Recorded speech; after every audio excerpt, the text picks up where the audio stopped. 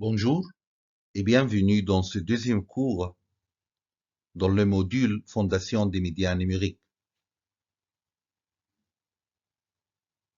Dans le premier cours inaugural, on a fait une introduction générale sur les différentes évolutions majeures qui s'opèrent sous l'action des forces du marché et des technologies concernant les nouveaux médias, numériques, mobiles et sociaux. Et on a aussi fait un survol à propos des grands thèmes à aborder tout au long de nos cours. Aujourd'hui, on va expliquer le grand sujet, le premier grand sujet, premier thème à aborder. On va faire une exploration historique concernant les médias numériques en analysant des différents concepts et des différentes notions, et aussi en mettant l'accent sur les grands moments, les moments clés dans la révolution numérique. Donc, le plan de ce cours, exploration historique des médias numériques, on va poser la question, qu'est-ce qu'un média? On va faire une catégorisation des supports de communication des médias numériques et on va surtout poser la question, qu'est-ce que le numérique? Et enfin, on va connaître ensemble les grandes évolutions des médias numériques. Donc, qu'est-ce qu'un média? Catégorisation des supports de communication. Qu'est-ce que le numérique et les grandes évolutions des médias numériques? Qu'est-ce qu'un média? On dit, pour comprendre le numérique, il faut d'abord comprendre la signification du mot média. Le mot média vient du latin. Il est le pluriel de medium, qui signifie milieu ou centre. Selon le Grand Larousse universel, édition de 1989, appelle média tout procédé technique permettant distribution, diffusion ou communication des œuvres de l'esprit écrite, sonore ou visuel.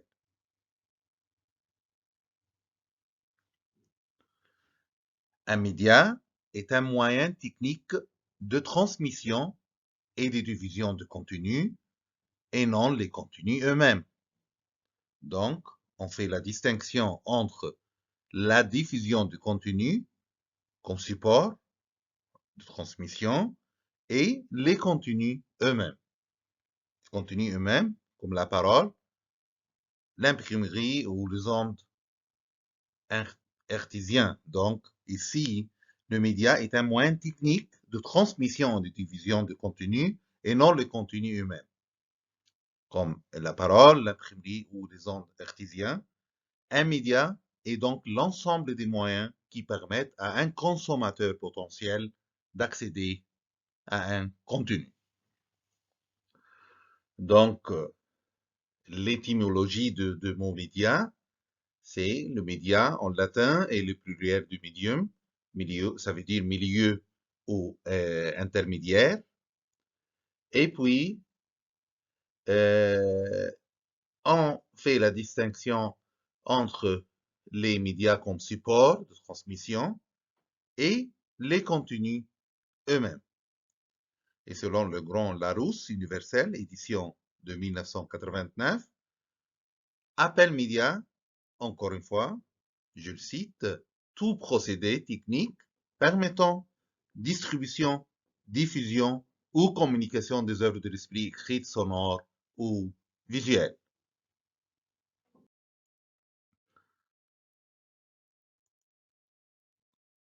Le sens donné au mot média s'est transformé, comme l'a bien mentionné Philippe Tassi. Il est passé des moyens techniques utilisés, ça veut dire comme support, à l'objet lui-même conçu avec ces techniques. Un média, donc, au sens le plus largement usuel du terme, est constitué par le couple support et contenu. Toujours, on fait la distinction entre support et contenu. Donc, il faut convenir que le sens donné au mot média s'est transformé. Il est passé des moyens techniques utilisés à l'objet lui-même conçu avec ces techniques pour évoquer à la fois les médias eux-mêmes et aussi leurs fonctions. Il convient donc de préciser le sens que nous donnerons à ce terme. Ça veut dire, il y a différents sens qu'on donne à ce terme. Il y a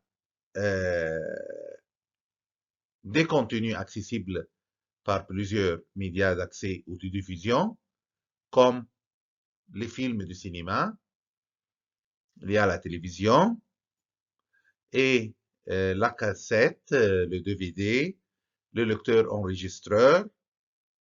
Et il y a aussi la presse.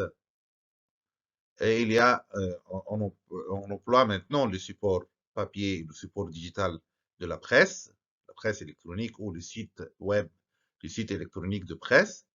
Il y a aussi le livre papier et le livre numérique. Et il y a aussi le livre audio. Donc, c'est-à-dire par l'œil et l'ouïe. Donc, c'est toujours par ces deux sens qu'on traite les différents sens de médias. Les fonctions, les médias comme support et les contenus médiatiques eux-mêmes. Donc, quand on fait, quand on essaye à faire une définition du média, il faut comprendre que le média est un support et le média aussi transmet des contenus. Le contenu, ça peut être sonore, visuel ou texte.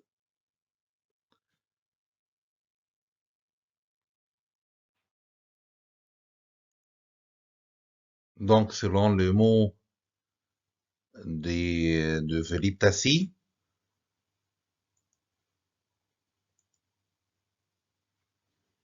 il existe des contenus accessibles par plusieurs médias d'accès ou de diffusion.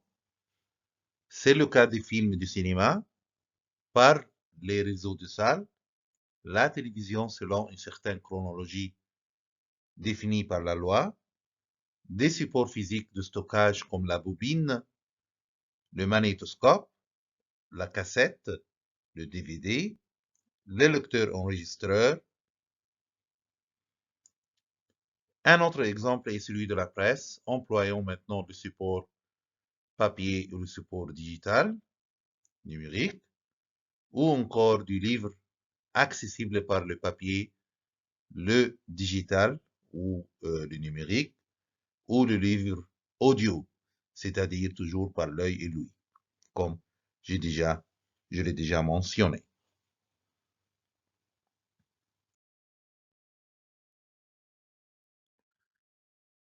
D'autre part, parler de fonction des médias ne saurait se limiter au seul support physique ou technologique.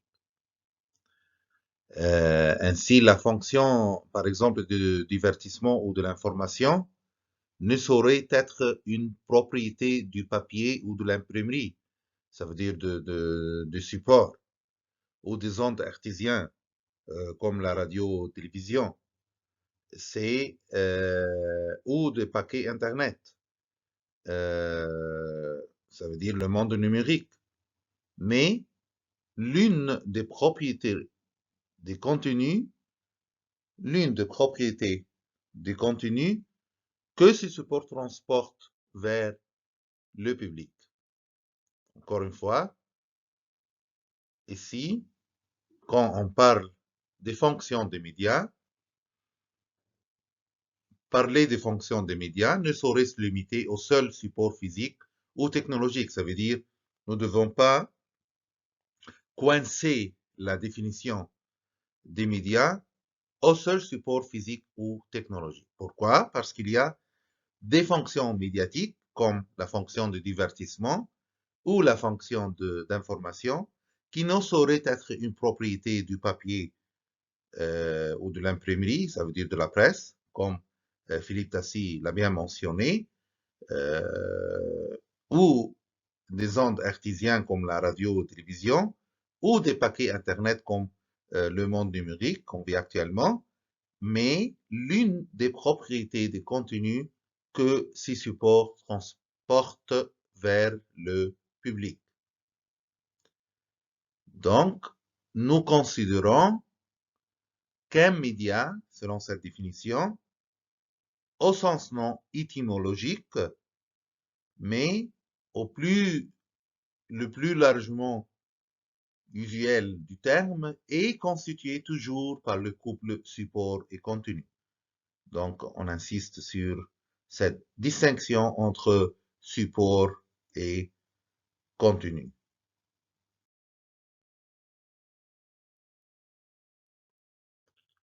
Les médias donc ont été définis comme des dispositifs sociotechniques et socio-symboliques. Sociotechnique, ça veut dire support. Et socio ici, ça veut dire relation entre support et utilisation dans la société. Donc, socio-symbolique, ça veut dire comme une représentation, comme des messages à décoder. On décode les messages selon la culture, selon le contexte, selon la société, selon le contexte qu'on vit, selon la signification des mots. Les médias, donc, étaient définis comme des dispositifs sociotechniques et socio-symboliques. Ainsi, Rémi Riffel, sociologue français connu, propose une définition du média à 4 dimensions. Comme ensemble de techniques de production et de transmission des messages,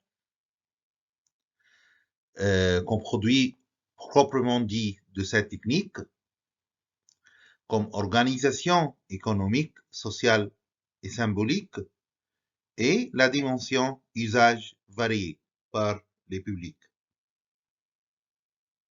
Encore une fois, Rémi Riffel propose une définition à 4 dimensions. Les médias comme ensemble de techniques de production et de transmission des messages. Il y a ici côté émetteur, producteur, transmission, il y a les messages médiatiques, et puis les médias qu'on produit proprement dit de cette technique, organisation, médias comme organisation économique, sociale et symbolique. Symbolique, ça veut dire elle a des sens, des significations selon le contexte social et selon la société. Et enfin, les usages variés des messages médiatiques transmis par les médias supports, par les publics, par le public, par les auditoires, les récepteurs, les téléspectateurs, les lecteurs, tout ça. Ça veut dire ici, c'est définition à 4 dimensions. Rémi Riffel considère les médias comme une technique, comme une organisation. Il considère les médias par rapport aux usages. Les médias, selon lui, sont un ensemble de techniques de production, de transmission de messages à l'aide d'un canal, à l'aide d'un support. Vers où? Vers un terminal, ainsi que le produit de cette technique. C'est quoi le produit de cette technique? Comme les livres, comme les émissions, comme les journaux. Et les médias sont une organisation économique et sociale, symbolique. Ça veut dire qu'ils traitent les messages médiatiques et donnent lieu à des usages variés. Les médias donc incarnent une certaine conception de la société qu'on vit selon le contexte. C'est très important ce point de vue, cette définition proposée par Rémi Riefel, parce que c'est toujours, euh, il y a ces quatre dimensions quand on traite les médias numériques, les fondations des médias numériques, toujours, on parle de technique, on parle d'organisation, on parle des usages et on parle des supports ou de canaux. Euh, les différentes définitions données ici par Rémi Riefel, il y a, on peut mettre un lien avec cette définition, avec d'autres définitions comme les définitions, par exemple, de Francis Ball, simple grand professeur de médias aussi, qui, lui, il considère le média comme, tout d'abord, comme un moyen, comme un outil technique permettant à chaque personne de s'exprimer et de communiquer à l'autre, à autrui, leur expression. Euh, donc, les médias comme moyen permettent aux gens de s'exprimer, de communiquer à autrui leur expression, quel que soit l'objet ou la forme de cette expression. Ça veut dire, ici, le média, comme Rémi Riefel, se définit aussi par son usage. Par son usage, lequel désigne un rôle ou une fonction ayant fini par s'imposer ainsi que la meilleure façon de remplir ce rôle ou cette fonction. Donc, euh, on fait ici une définition de média par rapport aux usages. Euh, et c'est bien entendu que l'existence d'un média a toujours un lien avec l'existence d'une communauté, de l'existence des gens, des visions, de visions collectives ou individuelles même. Donc, c'est toujours les médias, on peut comprendre comment les médias fonctionnent par rapport au public, par rapport aux usages.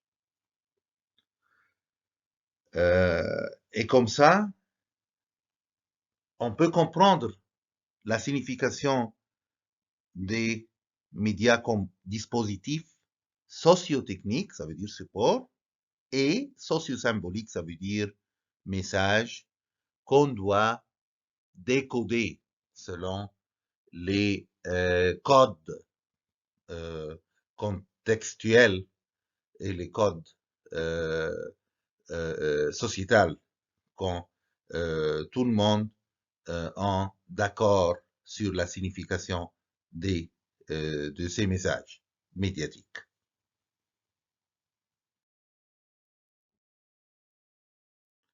Après ce survol des différentes définitions des médias, pour comprendre les fondations des médias numériques. On explique maintenant, on expose les fonctions des médias. Et les fonctions des médias s'appliquent toujours sur les médias traditionnels, médias historiques, comme la presse, la radio, la télévision, et aussi les médias numériques.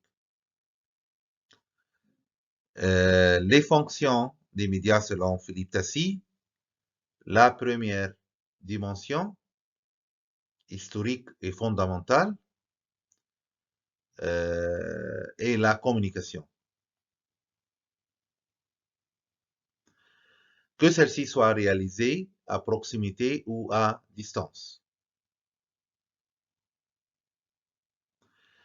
Il y a une constante des inventions médiatiques, des avancées médiatiques, des révolutions médiatiques. C'est toujours essayer de vaincre la distance. Essayer de vaincre la distance.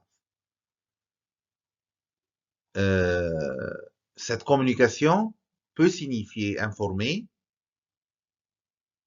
et peut signifier informer avec une asymétrie entre les acteurs ou échanger ce qui implique une symétrie. Donc, il y a une constante des avancées médiatiques a été de vaincre la distance. Cette communication peut signifier informer avec une asymétrie entre les acteurs ou échanger ce qui implique une symétrie.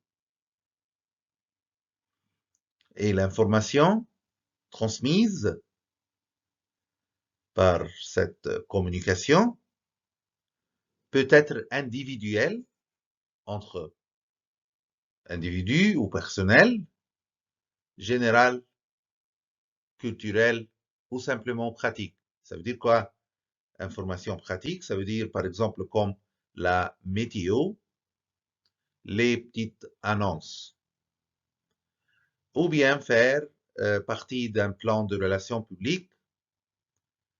Et ici, comme on a déjà mentionné dans le premier cours inaugural, quand on parle d'information, on peut parler aussi de désinformation, qu'il s'agisse de manipulation ou plus récemment ce qu'on appelle les fausses nouvelles. Donc, la première dimension, historique et fondamentale, et ancienne que l'humanité, c'est fonction communicationnelle des médias. Que celle-ci soit réalisée à proximité ou à distance. On dit toujours que les avancées médiatiques essayent toujours de vaincre la distance. Et bien sûr, dans le monde numérique, nouveau monde numérique, il y a une application de ça. Il n'y a pas de distance, il n'y a pas ni tout est complètement changé, distance, rapport distance-temps, qu'on va voir au cours, tout au long de nos les caractéristiques des médias numériques tout au long de nos cours dans ce module. Deuxième fonction des médias, l'éducation. Les médias aident à former, éduquer, ils apportent du savoir, diffusent de la connaissance sur les faits, sur les idées, la culture, la réflexion, ou plus simplement la description de tout ou partie du monde ou de la société. Les informations transmises participent également au développement de l'esprit critique et des opinions, à la formation des jugements, et les médias, soit les médias traditionnels, historiques ou numériques, servent aussi à prévenir ce rôle de prévention apparaissant très tôt, comme les tours à feu et leurs signaux. Donc, il y a un rôle éducatif joué par les médias. L'éducation en tant qu'action de faire sortir une personne de son état premier, action de faire sortir une personne de son état premier ou de faire sortir de lui ce qu'il possède virtuellement. Il y a un rôle éducatif joué par les acteurs médias numériques, médias traditionnels, et parce que l'éducation aujourd'hui ne se limite pas à la scolarité. Il y a, elle se développe toujours de façon permanente tout au long de l'existence. Comme ça, nous pouvons constater les différents rôles joués par les médias dans l'éducation. Et nous pouvons confirmer que dans la vie quotidienne, il y a toujours un rôle exercé par les médias dans plusieurs aspects de cette vie. Donc, deuxième fonction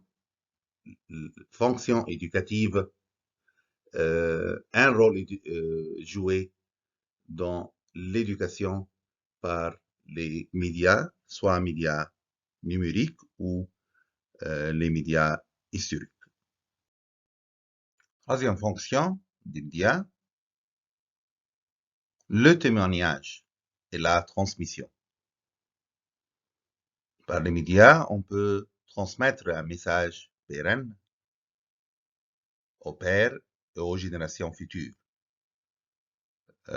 Il s'agit ici de consigner, tracer, archiver, documenter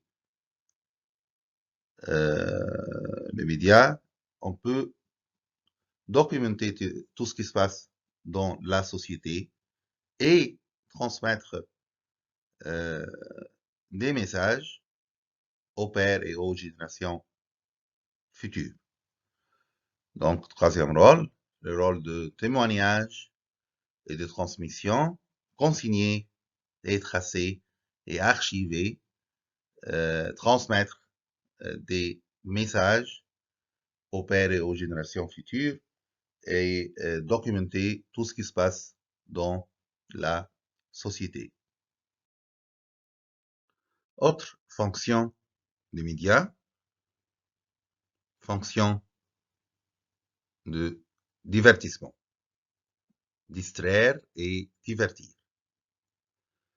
Oui, les médias se présentent comme les principales sources d'information.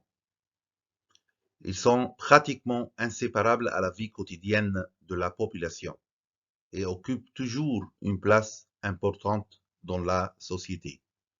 Mais les médias peuvent aussi être considérés comme étant un élément divertissant. Pour se détendre, beaucoup de personnes comptent sur les contenus médiatiques. En fait, aussi, il y a une notion liée à ce rôle de médias, c'est l'infodivertissement ou information-divertissement. Et comme on voit, c'est un mélange entre l'information et le divertissement. Et c'est un genre de médias fournissant à la fois de l'information, informer les gens, et aussi distraire et divertir par cette information. Ce genre concerne des émissions de radio ou de télévision, mais aussi concerne des sites web et des médias sociaux. Donc, on peut utiliser l'information comme un outil de divertissement. Par exemple, sur Internet, il y a le site BuzzFeed, qui apparaît en 2006. Et il est connu pour la présentation de ses contenus légers. Il y a aussi des listes d'images. Donc, les médias peuvent jouer un rôle comme un outil de divertissement, distraire, divertir. Les médias, selon cette fonction, on peut le considérer comme étant un élément divertissant. Il y a beaucoup de personnes comptent sur le contenu médiatique pour se distraire.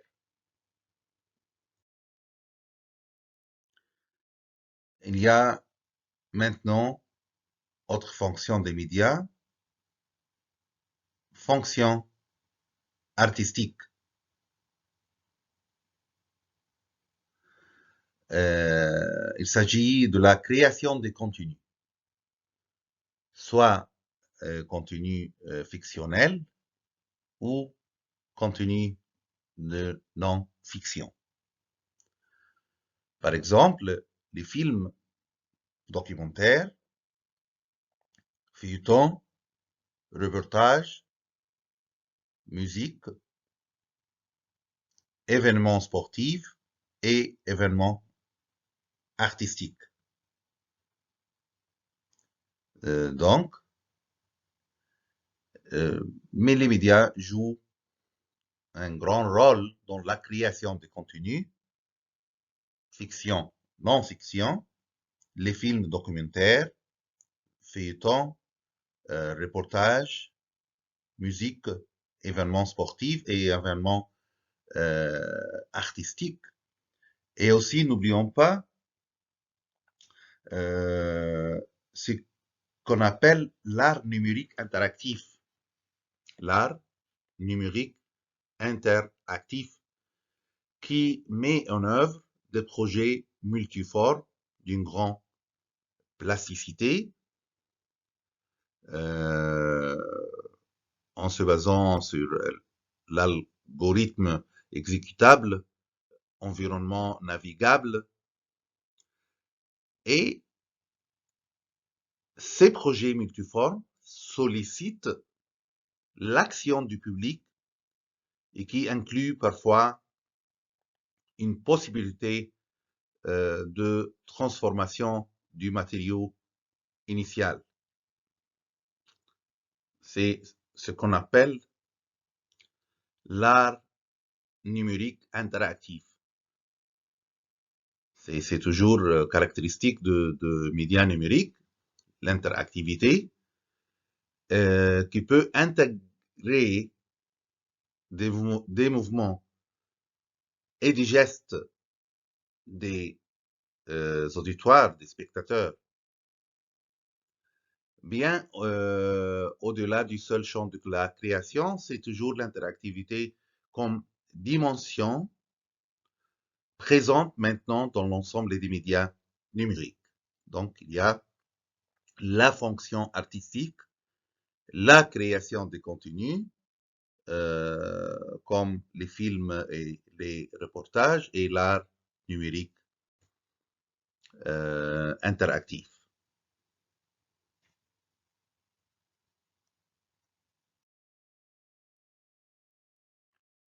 Il y a une autre fonction jouée par les médias, ce qu'on appelle la fonction collective. C'est quoi la fonction collective? On peut dire que les médias peuvent jouer un rôle social et un rôle sociable de proximité. Hein? De proximité, ça veut dire euh, euh, valeur de proximité qui peut réunir les gens dans certaines idées, dans certaines pensées, certaines émotions. Certains médias aussi donnent lieu à une consommation souvent située, un lieu de partage collectif. Un lieu de partage collectif. Il y a la lecture publique, il y a aussi partage collectif entre familles. Tout le monde s'assoit et regarde euh, télévision. Et aussi, il y a la salle du cinéma, titre de presse qui circule au sein d'un même foyer. Donc, les médias donnent lieu à une consommation quand on dit à une consommation collective. Consommation collective. Et il y a aussi les médias, notamment les médias numériques, sont un sujet d'échange et de discussion. Il y a ici la notion des réseaux, médias sociaux, les réseaux et les médias sociaux. Donc, ces réseaux sociaux numériques, comme par exemple Facebook ou Twitter, jouent ce rôle d'ordre social, ce rôle culturel, qui est capable de faire réunir les gens, de gérer des émotions collectives majeures. En ce sens, il participe à ce qu'on appelle la conscience collective. La conscience collective. Même il y a une autre notion liée à cette notion de conscience collective en ajoutant virtuelle, donc conscience collective virtuelle.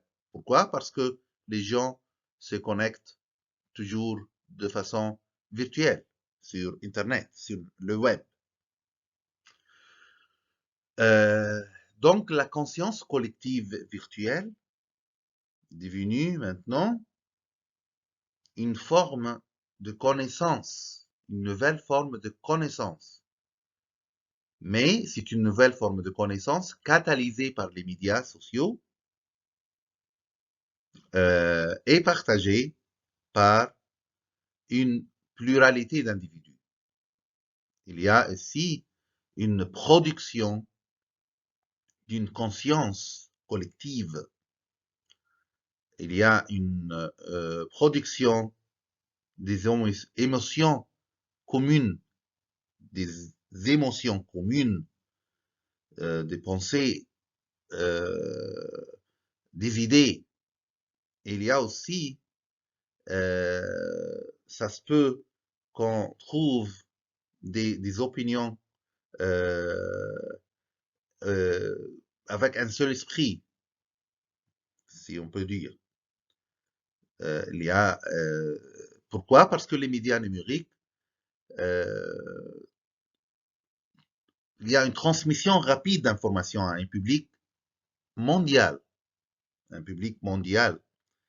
Donc, la conscience collective virtuelle émerge dans ce nouveau monde numérique à partir de l'immédiateté qu'on a déjà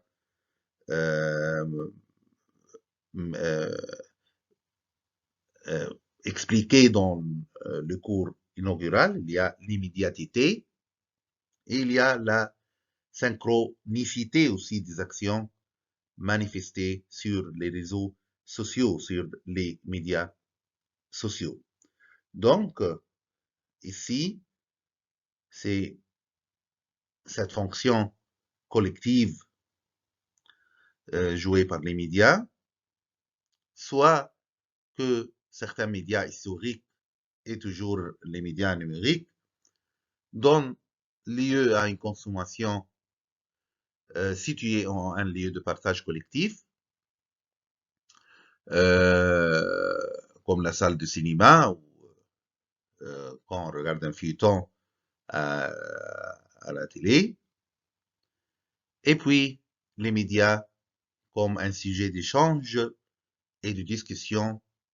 Et ici, il y a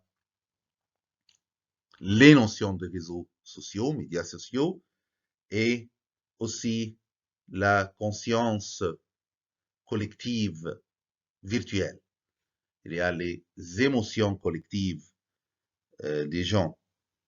Il y a des médias sociaux comme Facebook et Twitter qui peuvent jouer cette fonction collective. Autre fonction jouée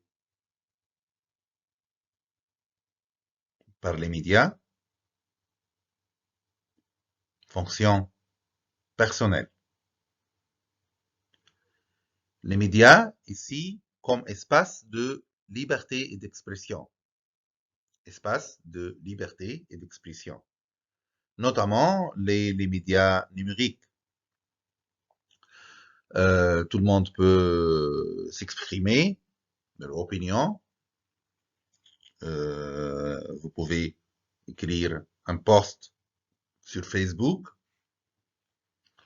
à propos de quelque chose, par exemple des opinions à propos de n'importe quel sujet. Il y a les médias comme espace de liberté et d'expression. Et si on dit que les médias marquent un retour vers l'individualisation, parce que ici se présente ce qu'on appelle l'individu médiatique. L'individu médiatique qui compte sur les médias, les contenus des médias dans sa vie, et qui consomme toujours des messages médiatiques et qui transmet et émet des messages et aussi reçoit des messages. Il y a une interaction tout le temps. C'est pour cela on dit que les médias, on le considère comme devise d'accès personnel. Chaque personne a son compte Facebook, son compte Instagram, son compte Twitter. Il a aussi son email, son courriel électronique. Et il y a aussi ses actions sur ces médias numériques. Et donc, les médias, ici, jouent un rôle très important en fonction personnelle, comme preuve d'existence. Et ici, on mentionne la notion des blogs. Ça veut dire les blogs où les gens, chaque personne peut s'exprimer ou donner son opinion, son point de vue sur n'importe quel sujet. Donc, c'est la fonction personnelle des médias, les médias comme espace de liberté et d'expression. Les médias marquent un retour vers l'individualisation, les médias comme devise d'accès personnel et les médias comme preuve d'existence. Dernière fonction des médias, la fonction économique. Les médias génèrent des ressources, génèrent des flux monétaires. Les médias sont la source d'innovation. Les médias génèrent des emplois. Il y a la publicité qui fait vivre les médias et par retour, les médias font vivre la publicité. Donc, les médias ont une fonction qui relève de la dimension économique. Les médias génèrent des ressources, des flux monétaires, de ce qu'on appelle la valeur ajoutée, comme l'a bien mentionné Philippe Tassi toujours, et contribuent au produit intérieur brut et aux exportations. Pourquoi ils sont une source d'innovation. Ils génèrent des emplois. On trouve des journalistes. Il y a ici des emplois dans les médias, dans les organisations médiatiques. Aussi, ils sont la source des exportations de l'image. Et le secteur s'organise en groupes, en filières, et il y a des modèles économiques liés aux médias, soit médias historiques, médias ou médias euh, numériques. Il y a aussi les médias, ils sont un vecteur publicitaire au sens large du mot. Ça veut dire car la publicité n'a pas la seule fin de faire acheter un produit de grande consommation,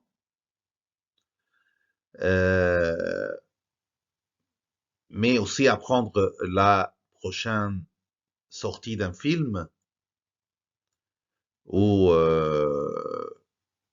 une pièce de théâtre sont autant de sujets de publicité aussi. Donc, il y a un poids économique de la publicité au sein des médias, au sein des organisations médiatiques. Donc, les médias, soit historiques, comme cinéma, presse, radio et télévision, soit numériques, il y a des dépenses des annonceurs dans ces médias. Donc, n'oublions pas la publicité comme vecteur, et c'est comme vecteur aussi, et aussi parce que la publicité fait vivre les médias, et les médias, comme on dit par retour, font vivre la publicité. Donc, comme ça, il nous a déjà expliqué les fonctions directes jouées par les médias, la dimension historique fondamentale, c'est le rôle de la communication,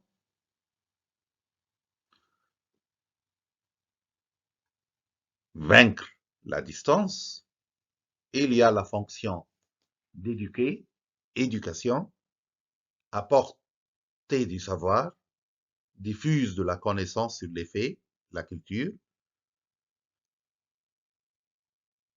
formation d'esprit critique et des opinions, formation des jugements, et les médias qui servent aussi à prévenir. Il y a aussi la troisième fonction et le témoignage et la transmission, médias qui peut archiver, documenter ce qui se passe. Il y a le rôle de divertissement, la dimension de divertissement. Et les médias aident toujours à distraire et divertir parce qu'ils peuvent créer de l'intérêt ou de l'attention, susciter de l'émotion. Mais aussi, les médias peuvent détourner de la réalité et parfois la faire oublier.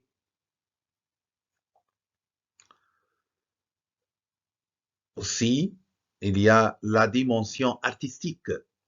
les médias comme créateurs de contenu, soit les films, fiction ou les films documentaires, la musique, feuilleton, des événements sportifs, des événements musicaux.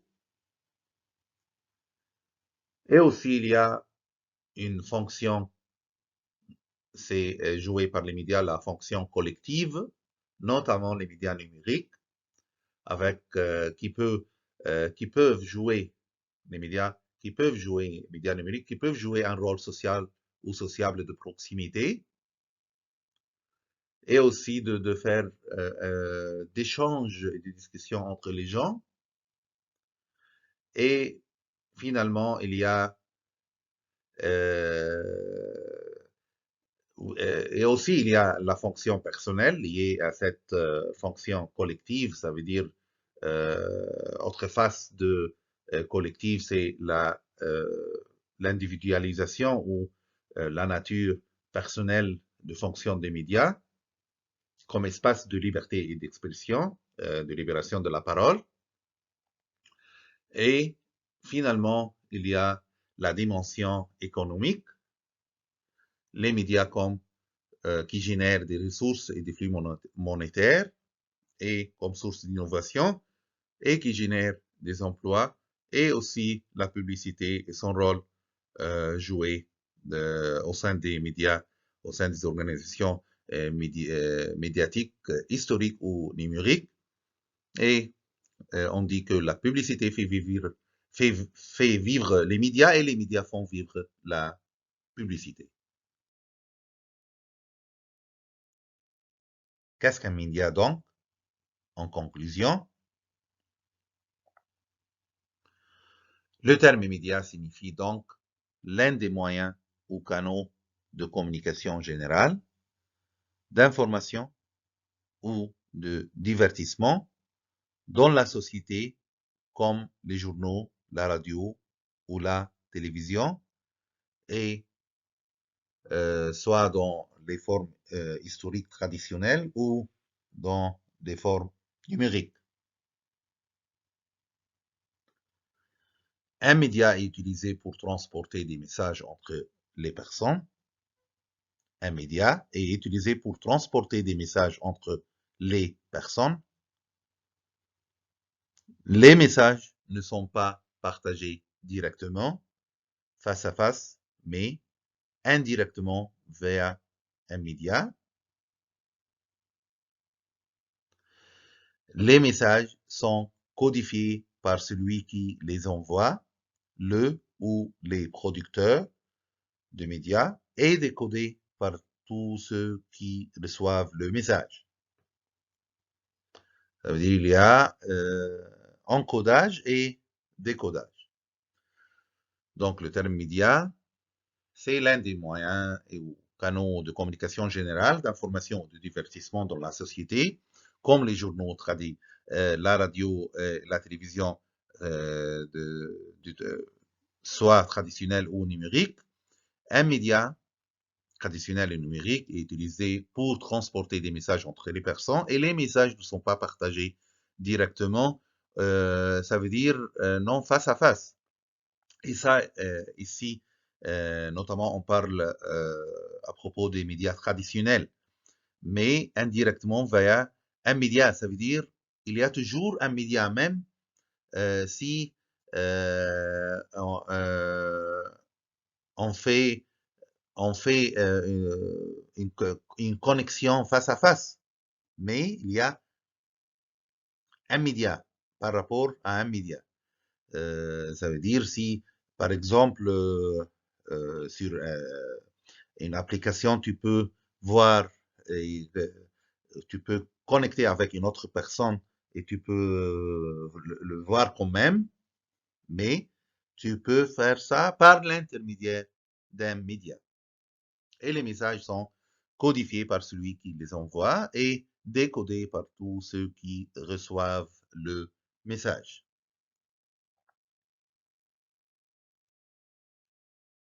Les médias sont donc des canaux de stockage, de transmission ou les outils utilisés pour stocker et transmettre des informations aux gens. Il y a, comme on a déjà mentionné, support continu, et les médias sont les moyens de communication qui atteignent un grand nombre de personnes en peu de temps. Donc, c'est en guise de conclusion sur la définition ou les différentes définitions des médias, soit les médias traditionnels, il y a des caractéristiques concernant les médias traditionnels, parce que toujours, n'oublions pas, on ne peut pas comprendre le contexte numérique sans évoquer tout ce qui concerne les médias traditionnels, parce que les deux sont là. On ne peut pas éliminer les médias au sens historique ou les médias traditionnels. On ne peut pas les éliminer, mais ils sont ici il y a une présence de ces médias traditionnels, même si on vit dans ce nouveau monde numérique. Concernant la classification des médias, il y a les médias imprimés, livres, journaux, magazines. Il y a visuels, médias visuels, films, télévision, photographie et dessin. Médias sonores, radio, musique enregistrée, le CD, fichiers audio, MP3, et médias numériques, l'Internet, le courriel, ça veut dire le email ou courrier électronique, jeux vidéo, médias sociaux.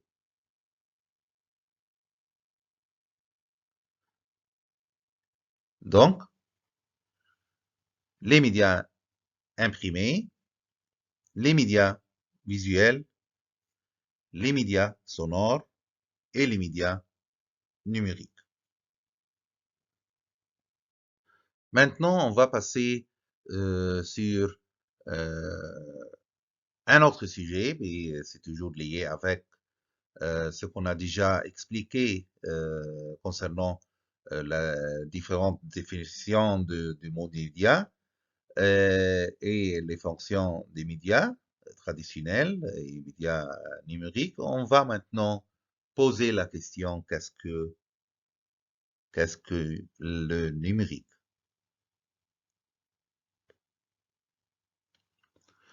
Le XXe siècle a vu l'émergence de nouvelles technologies de l'information et de la communication, le NTIC,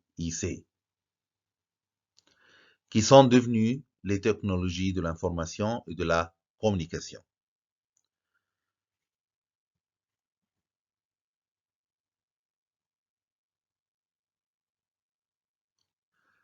C'est quoi les technologies de l'information et de la communication? C'est l'ensemble des technologies permettant de traiter des informations numériques et de les transmettre. Quand vous pouvez bien remarquer ici, les informations, c'est non les informations traditionnelles, c'est des informations numériques. Les nouvelles technologies de l'information et de la communication rassemblent donc toutes les technologies jouant un rôle dans le traitement et la transmission des données numériques. Donc, c'est l'ensemble des technologies permettant de traiter des informations numériques, ce ne sont pas des informations imprimées, mais des informations numériques, et de les transmettre.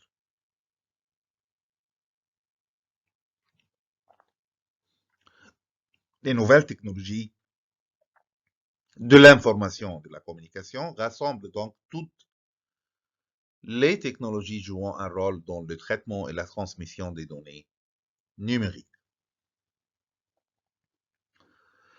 L'expression nouvelle technologie de l'information et de la communication désigne donc une combinaison d'informatique et de télécommunication.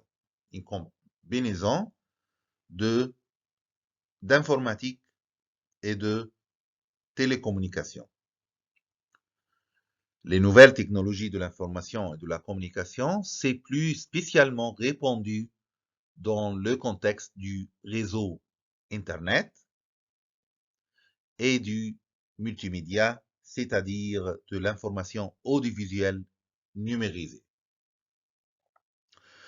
Donc, l'émergence des nouvelles technologies de l'information et de la communication,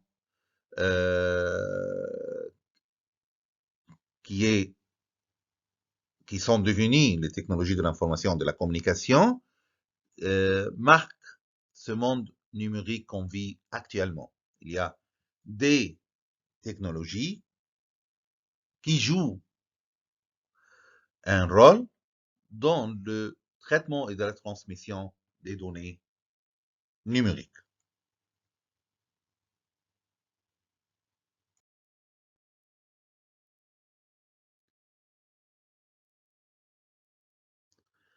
Qu'est-ce que le numérique? C'est toujours ces technologies de l'information et de la communication concernent donc les réseaux de communication, Internet, réseaux mobiles, les équipements de télécommunication, téléphone portable, ordinateur, l'informatique et les logiciels gestion des données, l'audiovisuel, télévision numérique et la radio numérique, et l'électronique, tablette et les nouvelles télévisions. Qu'est-ce que le numérique donc, en vue générale?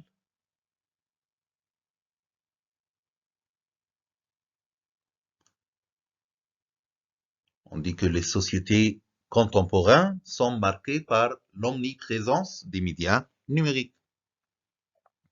L'omniprésence, ça veut dire sont partout.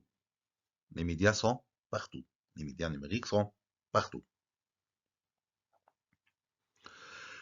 Grâce à la diffusion massive d'ordinateurs personnels, on va voir ça un peu plus loin, de smartphones, de tablettes et d'autres technologies mobiles, et à une connectivité quasi omniprésente qui l'accompagne, les médias numériques sont entrés dans la vie quotidienne des gens ordinaires.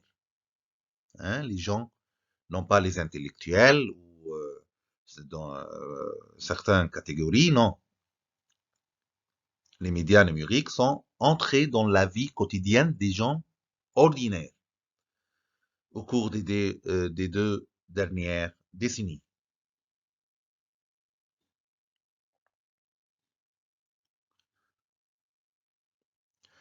Les processus de médiatisation, c'est-à-dire la présence croissante des médias dans tous les aspects de la vie,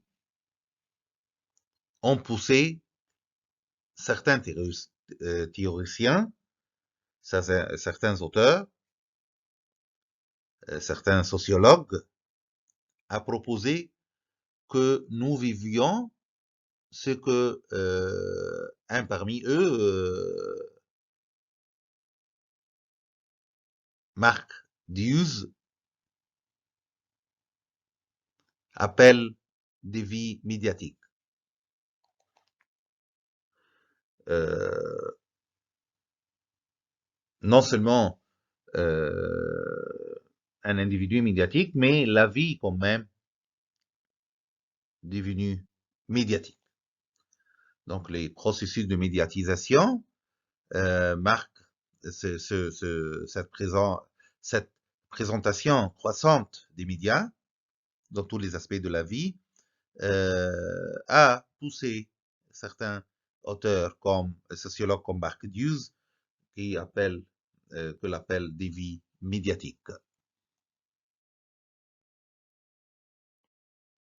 Ces transformations introduites par les technologies numériques modifient nos manières de produire et de distribuer l'information et les connaissances, ainsi que nos manières de travailler et de socialisés.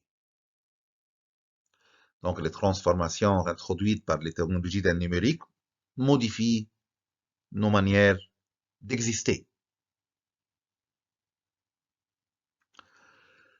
Les formes des médias numériques ont fondamentalement bouleversé les modèles commerciaux traditionnels des médias, les médias historiques, la manière dont nous nous engageons et consommons des produits médiatiques en tant que récepteurs, lecteurs, téléspectateurs, et les façons dont nous organisons notre vie quotidienne autour de divers choix de médias.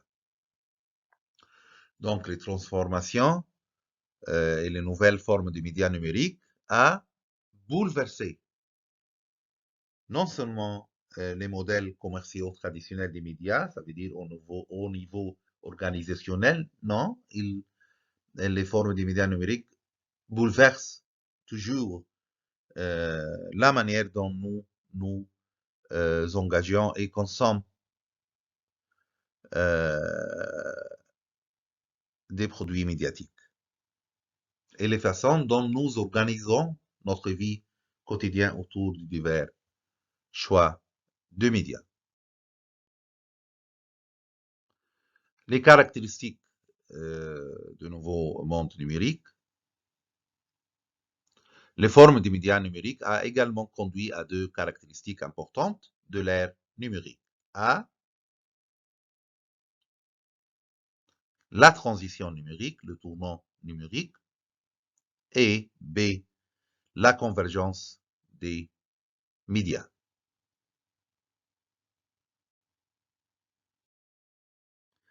Concernant la transition numérique ou le tournant numérique, on dit que la généralisation numérique a bouleversé les industries culturelles et médiatiques. Chaque nouvelle forme des médias de masse a conduit à de profonds changements dans la façon dont les gens consomment l'information et le divertissement. Donc, la généralisation du numérique a bouleversé ces industries médiatiques et aussi la façon dont les gens consomment l'information. Nous avons connu ce qu'on appelle la transition numérique.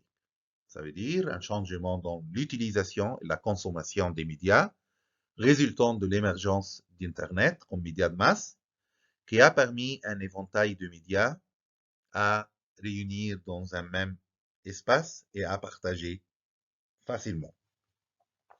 Donc, depuis le milieu des années 1990, l'Internet s'est imposé comme un média d'information et au XXe siècle, donc, les rôles joués par la presse écrite et la radio et la télévision ont été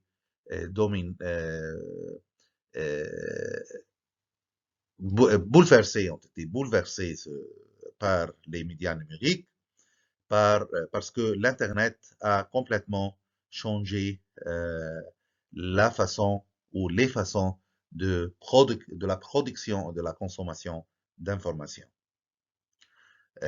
Comme on a déjà mentionné, il a contribué, l'Internet, à la mondialisation de l'information. Donc, aussi, la transition numérique se caractérise par sa rapidité et par la façon dont il se démonte les frontières autrefois claires entre les différentes formes de médias. L'Internet permet une diffusion et une réception instantanée de l'information. Chaque événement, soit sportif, politique, fait divers, peut être suivi au même moment et par plusieurs milliards d'individus dans le monde sur des supports différents, sur des médiums différents, ordinateurs, smartphones, tablettes, et toujours grâce aux chaînes d'information en continu. Donc, ici, ce qu'on appelle la transition numérique. La radio, par exemple, comme média traditionnel, pourrait prendre des décennies pour émerger pleinement. Mais maintenant, un site web ou une application peut atteindre des seuils d'audience similaires dans un mois, voire dans 2 jours. Alors que les fondements de ce tournant numérique, de cette transition numérique, ont été posés dans les années 1990, comme j'ai déjà mentionné, c'est le téléchargement toujours plus rapide et avec des appareils portables et puissants de la dernière décennie qui ont fondamentalement changé la façon dont nous accédons et consommons des médias. Donc, on insiste toujours par on insiste toujours et on met l'accent toujours sur l'instantanéité de l'information sur Internet et sur ces médias numériques qui ont changé les rapports à l'actualité. Euh, donc, et devient en même temps des nouveaux outils d'information. Parce que les canaux de diffusion de l'information dans ce monde numérique se sont multipliés et toujours évoluer toujours. Euh, Même les médias traditionnels se sont adaptés à ces évolutions. Ils sont adaptés à ces évolutions pour trouver une place dans ce monde numérique. Le tournant numérique nous a rendu aussi plus fragmentés, très important comme caractéristique, même s'il nous a rendus plus connectés. Deuxième caractéristique du numérique ou des médias numériques, c'est la convergence des médias. La convergence numérique est la tendance au rapprochement, voire à la fusion des secteurs informatiques, télécommunications et audiovisuels principalement, qui se traduit par la disponibilité de tout type de contenu sur tout type de terminaux à travers tout type de réseau, selon l'encyclopédie d'Otafr. Et aussi, le numérique apparaît bien aujourd'hui comme le moteur principal de la convergence des réseaux. Convergence ne signifiant pas qu'il n'y aura demain qu'un seul réseau, mais plutôt que les diverses solutions à base d'accès par fil de cuivre ou fibre optique, par radio de terre ou par satellite partageront ou tout au moins pourront partager un maximum de choix techniques communs pour le transfert des informations, selon l'universaliste d'Otavert.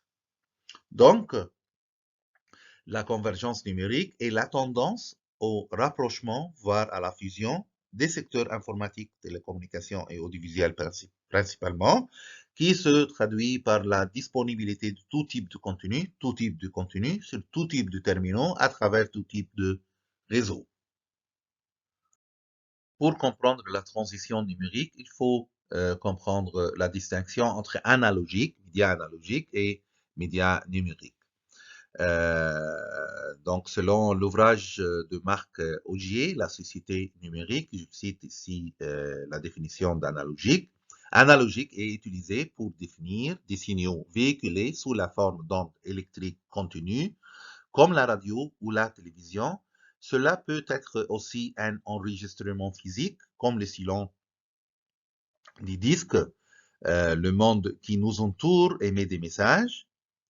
Lumière, son, odeur, et nos sens décodent ces messages de manière continue, ça veut dire de manière analogique.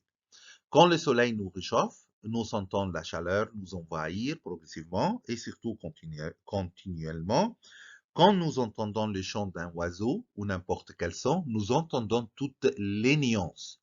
Quand nous regardons autour de nous, nous voyons le mouvement et le relief. Le monde qui nous entoure peut donc être défini comme analogique, comme le son non sens même. C'est sans doute pour cette raison que les premiers dispositifs et techniques ont reposé sur des technologies analogiques, Le cadran à aiguille, que ce soit d'une montre ou de quelques instruments que ce soit, est analogique dans ce sens. Une aiguille qui passe de la position 1 à la position 2, par exemple, parcourt toutes les valeurs entre 1 et 2, c'est-à-dire qu'elle parcourt une infinité de valeurs. Le numérique, concernant le numérique, c'est par contre, est utilisé pour définir des signaux codés comme une suite discrète de nombres. Parce que nos sens sont imparfaits, si ces nombres sont produits suffisamment vite les uns après les autres, ils nous permettent de reconstituer un signal que nous allons reconnaître comme s'il avait été produit de façon naturelle. Le cas le plus facile à interpréter ici pour comprendre ce qui se passe est sans doute celui du cinéma.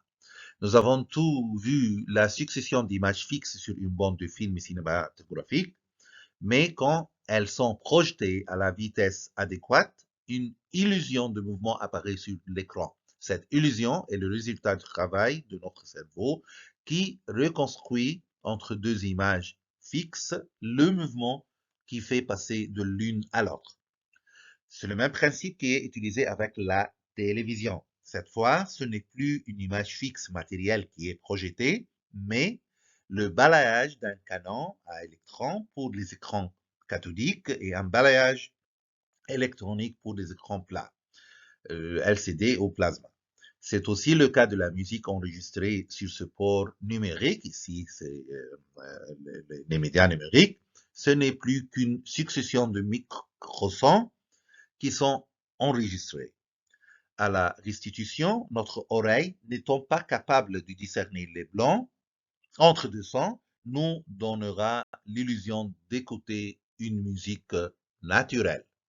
On va explorer des concepts concernant le numérique comme le web, toile et Internet.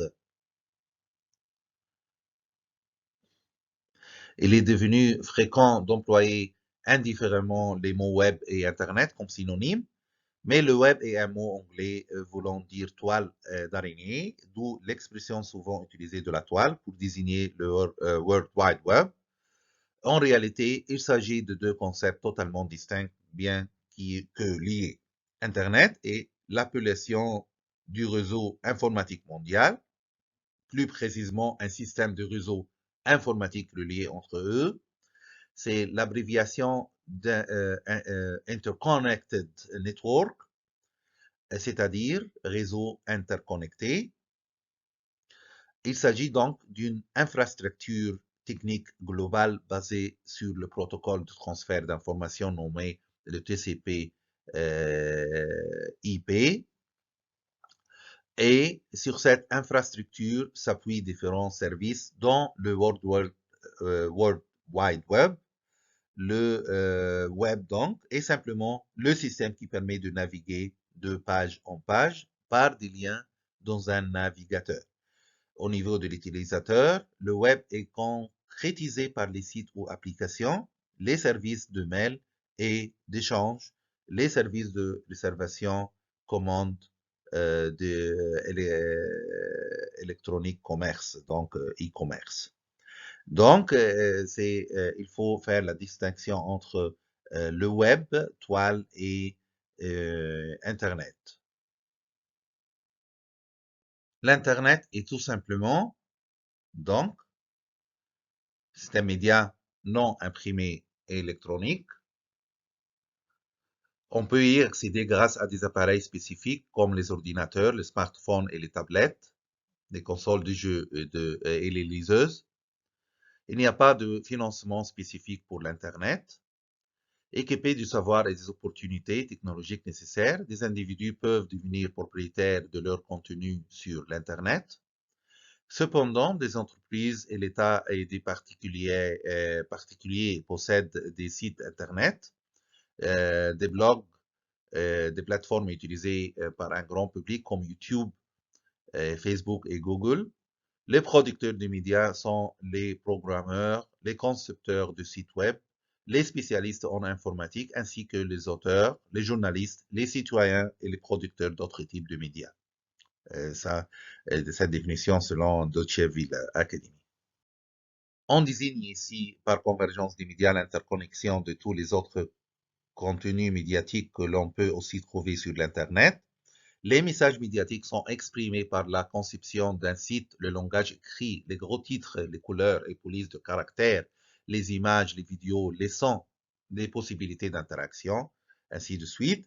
Le temps nécessaire pour créer du contenu Internet peut aller de quelques secondes à plusieurs mois, et la plupart des revenus proviennent des annonces publicitaires à l'écran, de la vente des données d'utilisateurs, de la vente de produits, et souvent le contenu web en lui-même ne génère pas de revenus, mais est utilisé pour fournir des informations, diffuser des idées et comme moyen d'expression personnelle et de socialisation. On va évoquer maintenant les grandes évolutions des médias numériques, les moments clés selon l'ouvrage de Paul Okomba, Wichisambi, Histoire, économie et tendances mondiales actuelles des médias. On dit qu'il y a trois principaux domaines techniques vont ainsi former une alliance qui va donner naissance aux technologies de l'information, de la communication. Il s'agit de 1. La microélectronique, 2. Les ordinateurs et 3. Les télécommunications. La microélectronique, l'avènement de la microélectronique survient avec l'invention du transistor en 1947 dans les laboratoires Bell. Par trois physiciens Bardeen et Baratin et Shockley, le transistor rend possible le traitement rapide d'impulsions électriques selon un monde binaire d'interruption et d'amplification. Et son invention marque l'arrivée des semi-conducteurs ou puces, que leur entrée progressive dans tous les appareils. L'invention du circuit intégré en 1957 par Jack Kilby fait franchir à la microélectronique une étape capitale.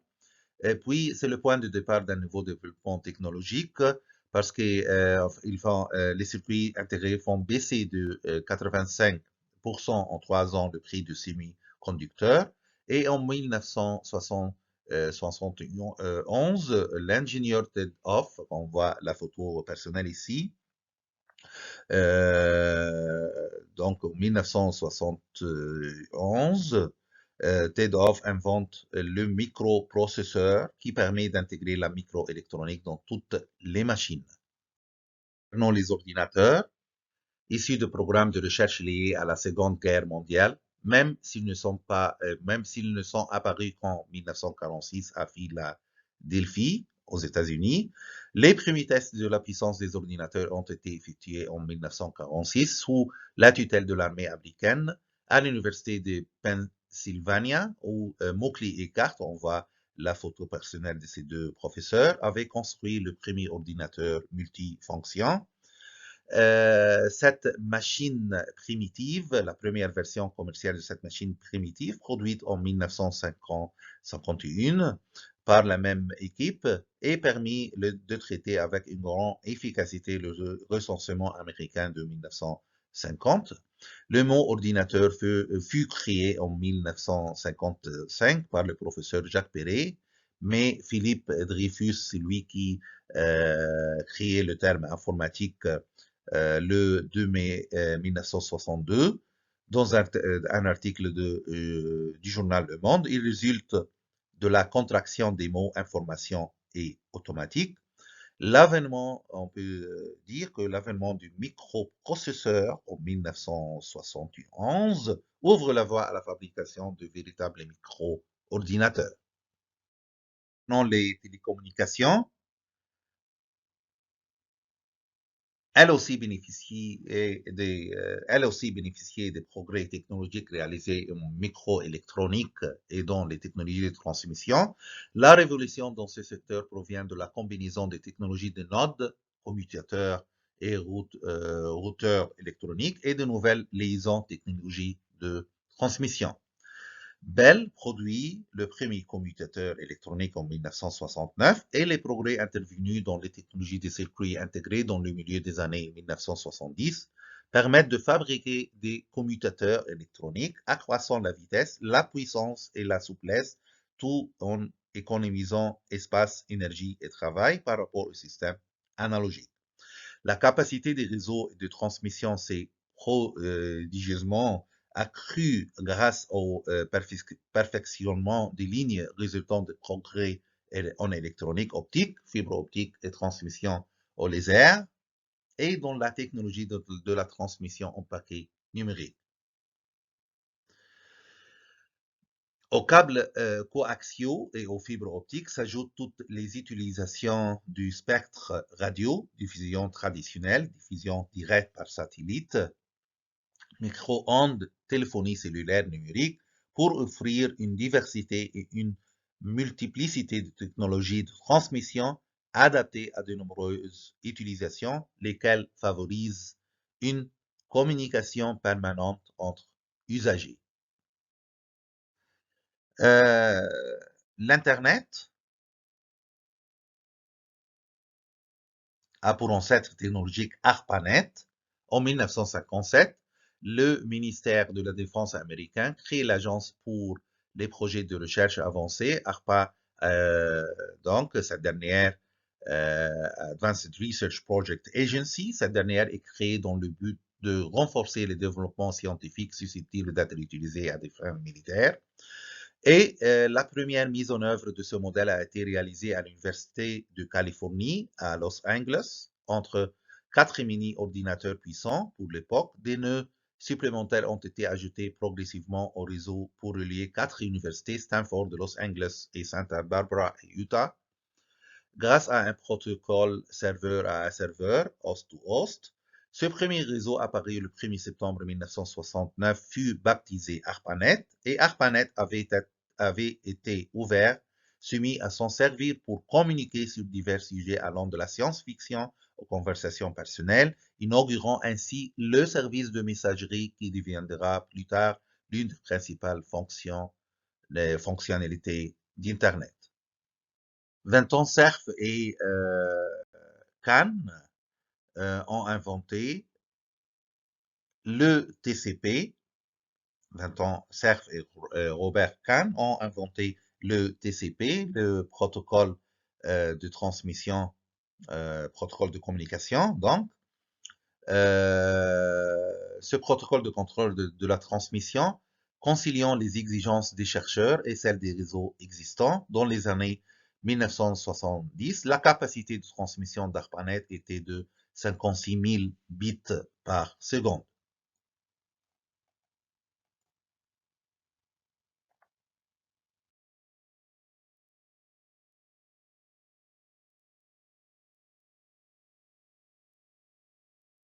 Ici la photo de Steve Jobs, fondateur de Apple, et Bill Gates, fondateur de Microsoft.